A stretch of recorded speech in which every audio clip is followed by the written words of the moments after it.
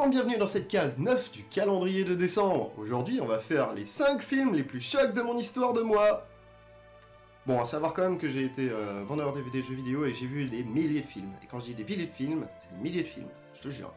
Et parmi ces milliers de films, il y en a plein qui sont gore, qui sont dégueux, qui peuvent choquer les gens selon les scènes ou quoi que ce soit, tu vois. Mais là, t'atteins un niveau incroyable. Alors, pour se mettre à un niveau incroyable de choc, parce que tout le monde il a besoin de son petit rinçage d'œil, et ben c'est parti pour le top 5 des films les plus chocs de ma vie. On va parler du premier film, c'est Irréversible, ce film qui a fait sortir des gens du cinéma au moment où il était projeté. Mais pourquoi donc? En fait, tout est dû à l'histoire de la fille en fait. Parce que l'action en elle-même, c'est vrai qu'il y a des choses gore, comme un type qui se fait écraser la tête par terre par un extincteur, ce qui est très très violent, ce qui est très très gore. Mais c'est pas ça vraiment qui va nous heurter, ce qui va nous mettre mal, c'est le viol de cette fille.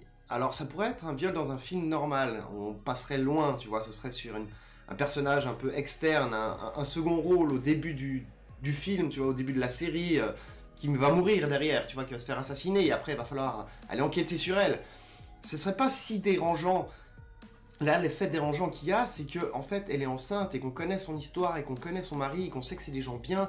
Et après, on sait pas, à la fin, il y a une espèce de patchwork de couleurs, de fleurs et tout. Et elle, au milieu de tout ça, et lui, c'est un peu, ça fait un peu rêve et tout ce que tu veux. Et en fait, tu sais pas si elle est vivante, si elle a survécu à ça, ou si elle est morte. Et du coup, ça te laisse dans l'embarras du choix. Et vu les dernières scènes du film, qui te laisse sur un moment assez violent, assez outré, assez grave, et ben, tu restes dans un doute profond et tu te sens mal à l'intérieur, tu te sens choqué, outré, tu te dis mais putain, mais j'avais pas envie de vivre ça en fait à la base. Quand t'as fini de regarder ce film et moi pour moi l'effet dérangeant, l'effet choc, il est là, il est vraiment là. Parce qu'après, bon, dans les films, on a toujours essayé de faire toujours plus gore à un certain moment, dans l'époque du film. Mais donc là, on est dans du gore assez gore, mais ça va encore, tu vois. C'est pas vraiment aggravé encore, parce qu'on va aller dans d'autres films après, par la suite, qui vont encore dans un niveau plus aggravé, tu vois. Là, c'est vraiment trashos, mais c'est le pire du pire qui va te choquer, qui va te rester en toi, c'est l'histoire de cette fille, en fait. Pas toute l'histoire du mec qui va venir retrouver le gars qui l'a violé et le buter par terre, tu vois, avec son extincteur. Non, absolument pas, c'est l'histoire de cette fille qui va te rester. Et c'est ça, en fait, qui est le plus choquant dans Irréversible. Donc voilà, je te donne les talons de base, hein. C'est Irréversible. On passe au suivant. Audition, un film un peu plus joyeux au départ, que Irréversible bien sûr, mais qui finira beaucoup moins bien. Donc le principe est simple, nous avons un réalisateur qui a perdu sa femme, qui n'a plus de copine, plus rien, donc il sait pas quoi faire, et son pote lui dit, bah c'est simple, tu fais un faux casting, tu fais venir des filles quoi. Et puis ben si on a une jolie ou quoi que ce soit, ou si tu sens qu'il y a un feeling qui passe, ben tu auras son numéro, tu auras son adresse et tout, ben tu l'appelles et puis tu vas la voir. Alors le gars il fait ça. Et effectivement, il tombe sur une jolie fille, gentille, sympathique et tout, donc avec qui il sympathise, et il sort un petit moment et elle disparaît. Voilà, elle disparaît. Jusque-là, tout s'est bien passé, à part le fait qu'elle ait disparu. Donc lui, il va partir à la recherche de cette fille. En partant à la recherche de cette fille, il va trouver son père ou son père adoptif, on sait pas trop, qui porte des chaussures qui sont faites en pied de quelqu'un d'autre. Là, le gars, il a aucun souci, hein, déjà, mais il continue à la chercher, on sait pas trop, il la cherche, il la retrouve, il la cherche pas, il la retrouve, il la trouve pas. Au fur et à mesure de son enquête, je vais pas tout spoiler quand même, pas tout spoiler. Au fur et à mesure de son enquête, il découvre franchement qu'elle a fait des trucs un peu bizarres, qu'elle a plusieurs noms, plusieurs identités, et qu'elle a croisé des gens, qu'il y a beaucoup de gens qu'elle a croisés qui n'existent plus, tu vois ce que je veux dire. Mais c'est pas grave, il continue à la chercher, et à la fin du film, en fait, c'est elle qui le retrouve chez lui. Et elle l'a fait boire un truc qui va le paralyser complètement. Et donc elle se retrouvait allongée par terre et elle va arriver. Et elle va prendre des aiguilles longues comme ça. Et elle va les lui planter d'abord à des endroits un peu sensibles, tu vois, entre les doigts là. Tu vois ce que je veux dire? Ah, ensuite par là-dessous, sous les ongles là. Ah.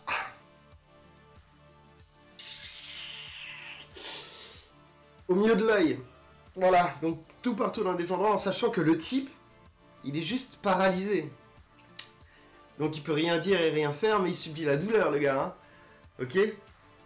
Donc voilà, et ensuite, il y a tout un passage où elle explique qu'est-ce qu'elle va faire et tout, donc elle a un fil de couteau à beurre, à viande, là, tu sais, un de ces trucs pour couper les têtes des gens et autres, et elle coupe des pieds et des bras, et des mains.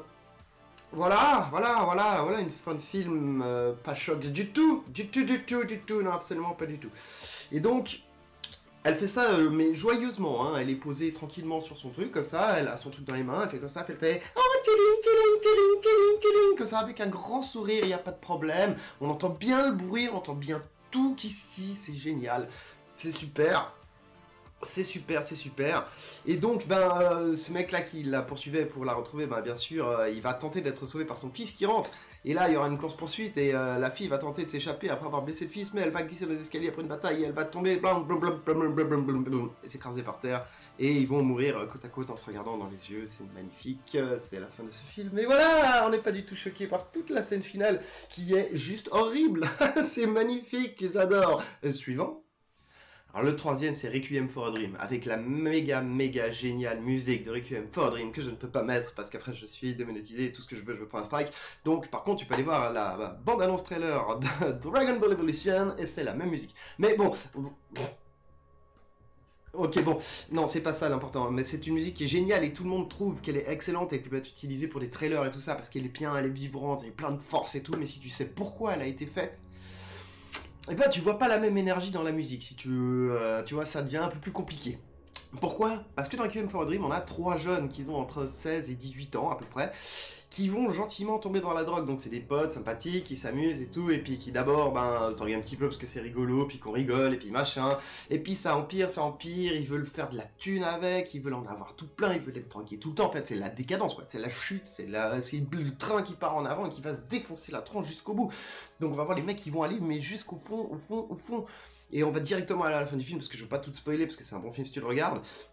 Mais il y aura quand même le spoil de la fin, parce qu'il faut quand même le moment choc, tu vois ce que je veux dire? Et il fait un moment, il y a les 2 mecs qui sont en train de conduire, ils ont de la drogue, ils ont du fric, je sais plus exactement ce qu'ils ont, mais ils doivent absolument l'emmener à la gonzesse, parce qu'ils doivent tout ça à des gros mafieux, parce qu'il s'est passé de la merde au milieu.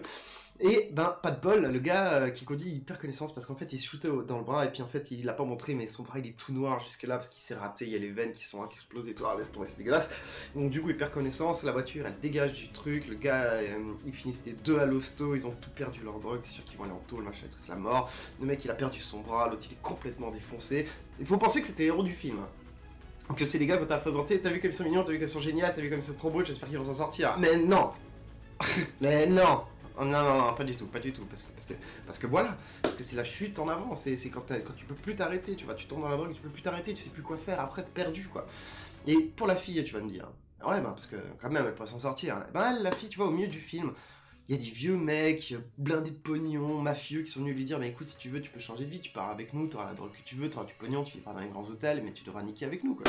Elle avait dit non.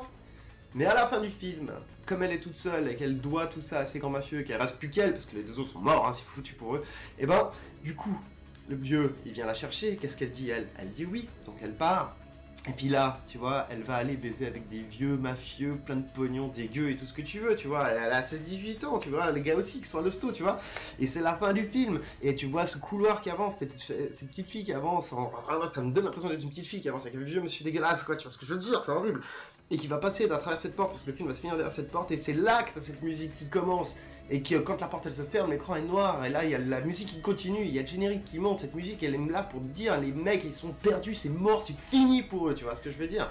Et à la fin du film, t'es mal pour eux, tu te dis mais merde, putain, il y a personne qui a pu les aider, il y a jamais, à aucun moment ils sont repartis en arrière, il y a rien qui a pu les empêcher, depuis le début du film, c'est mort pour eux, tu vois ce que je veux dire. Et là t'es là, putain, c'est pas possible. Et tu restes choqué, c'est monumental, tu restes choqué, c'est déter, tu restes choqué. Bon allez, on passe au suivant. Alors le 4e film, gars, là on arrive à un niveau incroyable. Je suis désolé, je suis déjà bloqué avant de commencer. Le film il s'appelle déjà Baise-moi, tu vois. Le truc tu pourrais penser que c'est un film de cul, tu vois. Presque. Presque. Au début du film, il y a 2 copines sympathiques qui sont dans un garage, qui tombent sur des lascars, et qui se font violer grave. Tu vois, le viol de garage, tu vois, le viol que t'as pas envie de voir, tu vois. Le pire du pire. Et tu sais quoi? Tu le vois en entier. Toute la scène. Toute la scène. Et après ça, tu te dis, bon, on a atteint le truc sommet, tu vois. Tu te dis, bon, bah là, déjà, j'ai vu un viol entier d'un groupe de connards qui s'en prend à 2 petites jeunes. Donc, je sais pas quel âge ils ont dans le film, je sais pas qu'est-ce que ça veut dire, mais elles doivent être sûrement mineures et les gars doivent être tout juste majeurs, tu vois ce que je veux dire? C'est le truc. T'es déjà scotché dans ton siège tellement t'es choqué, tu pensais pas commencer comme ça, quoi. Et là, on a une scène où l'une des filles, elle rentre en fait chez elle et elle va voir son frère. Et elle lui dit, je me suis fait violer. Là, son frère, il fait, ouais, y a pas de problème et tout, j'en ai rien à foutre, ces connards, je vais m'en occuper, machin, tatati, tatata et tout. Et tu vois, elle pige pas ce qu'il lui dit. Elle lui dit, mais j'en ai rien à foutre, tu t'as leur péter la gueule, c'est de moi, j'ai besoin de toi, moi, j'ai besoin de toi, moi, j'ai besoin de toi. Est-ce que t'as ton flingue, machin et tout? Et elle va le buter. Et là, t'es choc 2. Là, t'es choc 2, je suis désolé. Et puis du coup, elle va chercher sa copine. Puis du coup, elles ont décidé de se venger, donc elles vont buter tout le monde. Ok, mais c'est des trucs... Mais... Enfin, voilà. Et après, comme elles se sont vengées, elles ont buté tout le monde, ben, elles vont continuer de buter des gens, en fait. Et elles vont buter des gens simplement par principe, tu vois. Elles vont aller dans des bars, elles vont faire genre, je suis une prostituée, est-ce que tu veux baiser avec moi? Elles vont ramener un gars, elles vont le buter. Elles vont débrouiller. Puis elles vont faire ça tout le temps du film. Jusqu'à la fin où elles vont se battre. Puis elles vont crever parce qu'elles vont se faire descendre. Voilà. Voilà. Là, t'as vu le film, baise-moi en résumé, hein, parce que je veux pas te donner tous les détails. Mais en fait, il n'y a pas un moment du film où t'es pas choqué, en fait. Tu vois ce que je veux dire? Il n'y a pas un moment où t'as pas que ce soit le choc physique, genre, quoi, qu'est-ce qui se passe? Non, c'est pas possible. Soit le choc mental fait, quoi? Mais tu peux pas répondre ça, c'est pas possible. Soit le choc du, hein? Mais j'avais rien vu sur cet angle-là, c'est quoi ce délire? Et t'es tout le temps comme ça. Et à la fin du film, c'est genre le type de film, à la fin du film, quand il est arrêté, t'as rien comme bruit. Tu peux le regarder à plein, t'as rien comme bruit. Y a pas un bruit dans la salle. Y a rien. Pendant plus d'1 minute, avant que quelqu'un te dise quelque chose, pose une question genre, est-ce que j'ai bien vu ce que j'ai vu? Pour que tout le monde puisse confirmer que, ouais, on vient de voir ça, ouais. Effectivement, là, je suis pas bien. Je suis pas bien du tout. Et là, on est au niveau quasi extrême, parce qu'il y a un autre film qui va arriver derrière, là. Et pourtant, on est bon, hein. On est bon, hein. On est même dans le film français, tellement on est bon. Quand même, c'est la classe, hein. Un temps, peut-être, les films français, ça valait le coup. Non, je déconne, j'aime bien les films français. Allez, suivant. T'es sûr que t'as voulu rester jusque-là? Pour voir le dieu ultime du film malaisant qui te choque? Très bien, c'est toi qui l'as voulu, c'est toi qui l'as voulu. Je te présente Cannibal Holocaust. Qu'est-ce que c'est que ça? Alors, c'est un film qui parle d'une expédition qui va aller dans la jungle profonde pour tenter de trouver des cannibales. Bon, alors là, jusque-là, on a déjà vu des films de cannibales. Y a pas trop de problème avec les films de cannibales. Oh, arrête, moi, je gère les films de cannibales, y a pas de problème, je vois pas, je vais pas être choqué, moi. Bon, ok, d'accord, si tu veux. Au départ, c'est un mec qui a donc retrouvé la caméra de cette équipe, qui est partie, et qui va passer donc le film de cette équipe à ceux qui sont présents pour savoir qu'est-ce qui s'est passé. Donc ils vont dans leur petite jungle, tranquille, ils sont perdus dans les bois, vraiment perdus dans la jungle, et là, ben, ils tombent au détour d'une petite rivière, 3 Africains avec une dame, et ils vont, l'empaler à un poteau, on va y aller direct, ils vont l'empaler à un poteau d'orifice à orifice, au bord de la rivière. Alors là, ils se disent, ils sont pas mal barrés hein, quand même dans leur truc parce que ils cherchent des cannibales. Ça, c'est assez trashos. Toi, tu viens de voir la scène et tu fais ouais. Toi, tu penses que c'est bien de les suivre et d'aller voir les gens qui font ça à d'autres gens. Moi, je veux pas dans leur village. Je veux pas avoir affaire à leur loi. Je veux pas me faire empaler de part en part, d'orifice à orifice. No way. Mais les gars, ils décident de continuer donc leur aventure parce qu'ils sont là pour ça. Je sais pas pourquoi tu viens pour ça. Mais bon, ils sont là pour ça. Donc ils continuent leur aventure et jusqu'à trouver un petit village. Et là ils se disent putain mais c'est le village des cannibales et tout machin. Mais en fait non, c'est pas le village des cannibales. Mais bon, eux ils sont blancs, ils sont étrangers, ils connaissent tout et eux ils connaissent rien. Alors ils vont faire en sorte que ce village devienne le village qu'ils veulent. Ils vont tricher, ils vont abuser des gens sur place à fond, dans tous les sens du terme. Hein. Je vais pas commencer à expliquer qu'est-ce que c'est qu'abuser des gens, hein. Vous le savez. Vous savez. Donc ils vont abuser des gens dans tous les sens du terme. Et comme il n'y a pas assez d'animation et tout, machin, la patati patata, bah, à bout d'un moment ils décident de foutre le feu au village, parce que c'est rigolo, on va foutre le feu au village des gens. Ah oui, comme t'as plus rien à foutre et que t'as abusé de tout le monde et que tu sais plus quoi foutre de ces gens et qu'en plus ils te servent à rien pour tout ce que t'étais venu faire, fallait pas t'arrêter ici de toute façon, bah du coup tu fous le feu au village parce que c'est rigolo. Pas de problème. Ah bah si, mec, t'étais un peu con. Parce que tu fous le feu dans une jungle, dans une espèce de savane, un truc, je sais pas ce que tu veux quoi. Donc, bordel général, les gars, ça fuit dans tous les sens, péripéties, péripéties, péripéties. Et on est au milieu de la jungle, et là ils tombent sur une autre tribu africaine, au milieu de la jungle, qui leur explique qu'ils connaissent les blancs, parce qu'ils les ont déjà vus, et qu'ils savent parler leur langage, et machin, et tout, qu'ils en ont déjà... Ah oui, oui, oui, ah oui, c'est très étrange, ah oui, bah, oui, oui, mais c'est bien, parce que nous, on est les peuples les plus sauvages, les plus... ouais, ouais, parce que c'est les cannibales, en fait. Voilà, voilà. Donc l'équipe de tournage aura fini par trouver. C'est pourquoi ils étaient venus. Voilà, voilà. La fin du film, ça. C'est le cannibalisme. C'est génial. C'est génial. Et à la fin du film, ben, bien sûr, les gens dans les studios qui ont récupéré cette caméra, enfin, des gens qui ont fait un autre safari, qui ont été la récupérer dans le village, peut-être butant tout le monde, je sais pas trop. On sait pas trop. Ils hésitent entre est-ce qu'on fait publier ça ou est-ce qu'on fait pas publier ça, tu vois. Est-ce que c'est vrai, est-ce que c'est pas vrai, est-ce qu'on veut montrer la légende du cannibalisme ou est-ce qu'on veut montrer que les blancs c'est des connards et tout ça. Et du coup les gars ils disent ben je pense que oui, non, tu vois. Fin du film. J'ai vu le pire film du monde là. Là j'étais choqué au départ parce que se faire empaler de part en part sur un poteau c'est choqué. J'étais choqué par tous les soi-disant protagonistes de l'histoire. J'avais envie qu'ils meurent tous. Tous. Bon, j'avais peut-être pas envie de voir des cannibales les bouffer, enfin, faire tous ces trucs au milieu, là.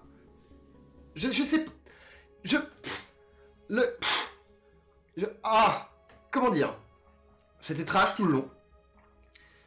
Même si c'était pas trash, hein, même si c'était pas... Il y avait pas de gore, il y avait rien à l'image, tout était trash. Tous les gens sont insalubres.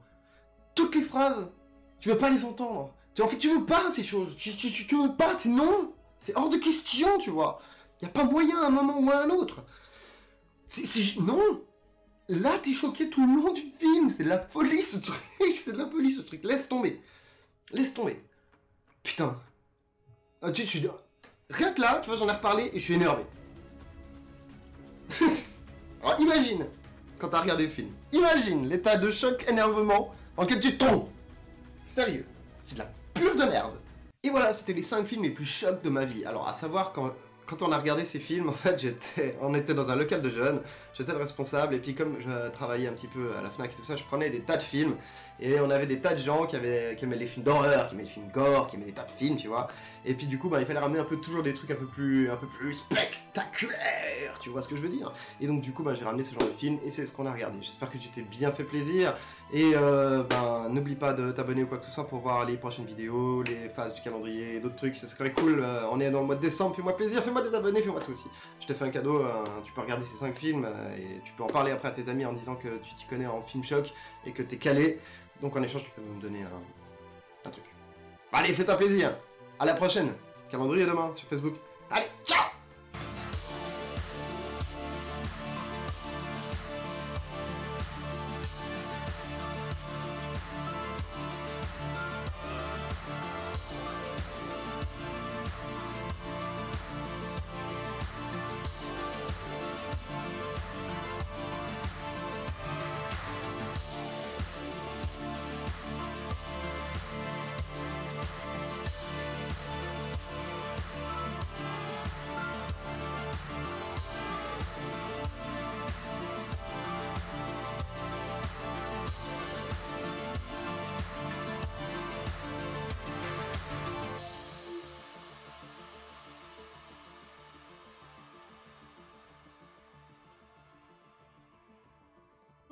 Child, things will get brighter. Then bring it down hard. Someday. What are you doing? Dance off, bro.